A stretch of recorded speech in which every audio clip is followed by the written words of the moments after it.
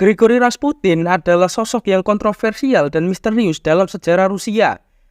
Ia lahir pada tanggal 21 Januari 1969 di sebuah desa kecil di Siberia, Rusia.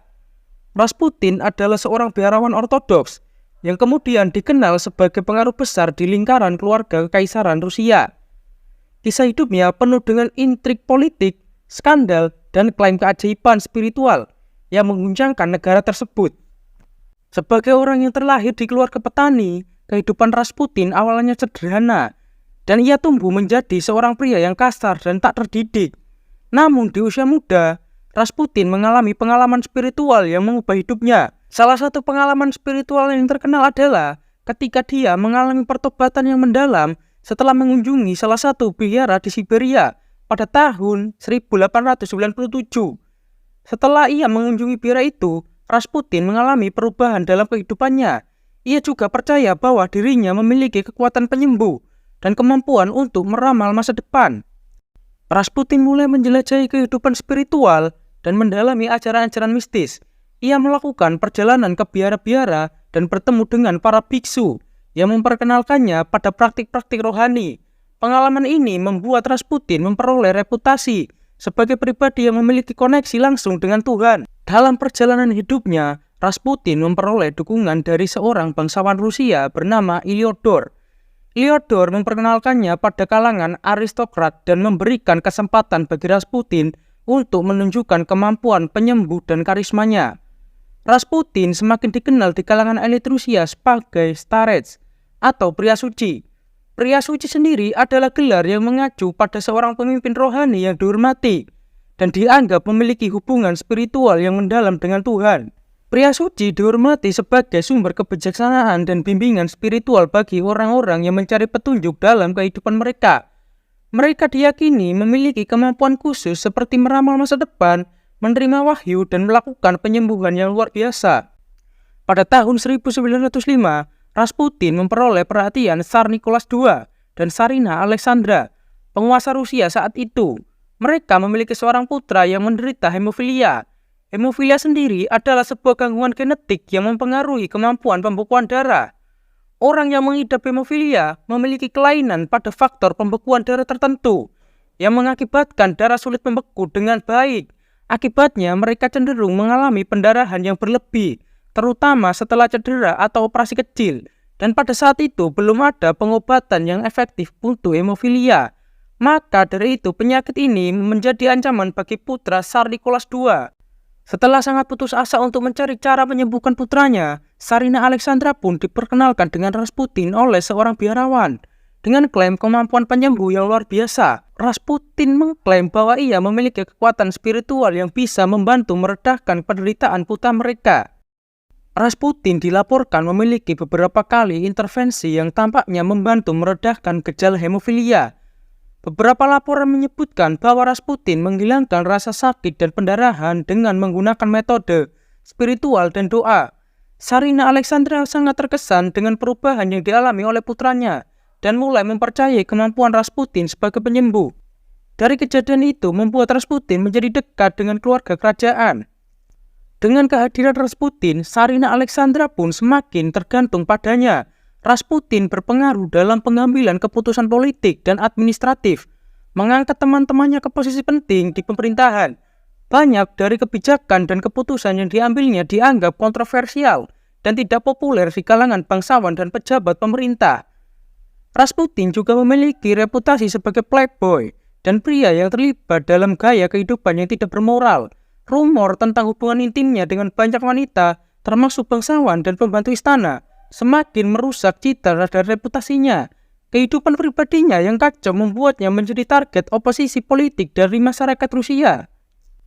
Pada tahun 1914, Perang Dunia I pun meletus dan Rasputin mendukung keputusan Tsar Nicholas II untuk terlibat dalam perang. Namun dukungannya terhadap perang ini semakin menggerus dukungan publik dan membuatnya semakin terasing dari masyarakat Rusia. Ia dituduh sebagai mata-mata Jerman dan penghancur moral di istana kerajaan. Pada Desember 1916, sekelompok bangsawan yang tidak puas dengan pengaruh Rasputin memutuskan untuk mengakhiri hidupnya. Mereka mengundang Rasputin ke sebuah pertemuan di kediaman seorang bangsawan dan memberinya makanan dan minuman yang dicampur dengan racun. Namun Rasputin ternyata tahan terhadap racun tersebut. Ia ditembak dan diserang dengan brutal, tetapi masih hidup. Ketika pihak bangsawan melaporkan kematian Rasputin kepada Tsar Nicholas II, mereka terkejut mendengar bahwa Rasputin masih hidup. Rasputin melarikan diri dari tempat kejadian dan berusaha menyelamatkan diri. Namun dia akhirnya ditangkap dan dibunuh dengan cara yang lebih pasti. Jenazahnya ditemukan di sungai pada hari berikutnya. Kematian Rasputin tidak mengakhiri kontroversi di sekitarnya. Kejadian tersebut memicu konspirasi dan spekulasi tentang bagaimana dan mengapa Rasputin benar-benar meninggal.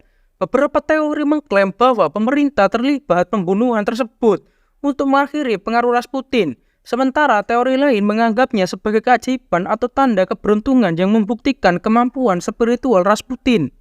Kisah hidupnya yang misterius dan bahkan kehidupan pribadinya yang telah memberikan bahan bakar bagi berbagai legenda dan mitos yang terus bertahan hingga saat ini. Dalam penutupnya, Grigori Rasputin adalah seorang biarawan Siberia yang menjadi figur kontroversial dan pengaruh di istana Kekaisaran Rusia. Klaimnya sebagai penyembuh dan kemampuannya untuk mempengaruhi keputusan politik menghasilkan berbagai konspirasi dan spekulasi tentang hidup dan kematian Rasputin. Meskipun reputasinya tercoreng oleh skandal dan kehidupan pribadinya yang tidak bermoral, dia tetap menjadi tokoh yang menarik dan mempengaruhi jalannya sejarah Rusia pada awal abad ke-20. Kontroversi dan intrik yang melingkupi kehidupan Rasputin tidak hanya terbatas pada pengaruh politiknya di istana kerajaan. Ia juga terlibat dalam berbagai klaim keajaiban spiritual yang menghebohkan masyarakat Rusia pada masa itu. Rasputin diklaim memiliki kemampuan untuk meramalkan masa depan dan mengobati penyakit. Ia sering melakukan sesi penyembuhan di rumah-rumah pribadi, termasuk di istana kerajaan. Banyak orang yang percaya bahwa Rasputin memiliki kekuatan yang luar biasa untuk menyembuhkan penyakit dengan menggunakan sentuhan dan doa. Namun pemikiran skeptis juga muncul terhadap klaim Rasputin sebagai penyembuh. Banyak yang menuduhnya menggunakan kekuatan untuk memanipulasi dan mempengaruhi orang-orang yang mencari penyembuhan. Meskipun begitu, banyak yang tetap percaya pada kemampuannya dan merasa terobsesi untuk mendapatkan perhatiannya. Selain itu, kehidupan pribadi Rasputin yang penuh dengan skandal dan kehidupan seksualnya yang tidak terkendali juga menjadi sorotan publik. Ia dituduh terlibat dengan hubungan intim dengan banyak wanita, termasuk anggota keluarga kerajaan dan istri pejabat pemerintah. Rumor tentang gaya hidupnya yang tidak bermoral semakin merusak citranya dan membuatnya menjadi target oposisi politik dan masyarakat. Pasca kematiannya pun Rusia terus mengalami gejolak politik yang berujung pada revolusi Rusia pada tahun 1917. Kekaisaran Rusia runtuh dan negara tersebut beralih ke sistem komunis dengan terbentuknya Uni Soviet. Meskipun Rasputin bukanlah penyebab langsung dari kejatuhan kekaisaran, pengaruhnya yang kontroversial dan skandal yang melingkupinya telah memberikan kontribusi terhadap ketidakstabilan politik yang ada di sana.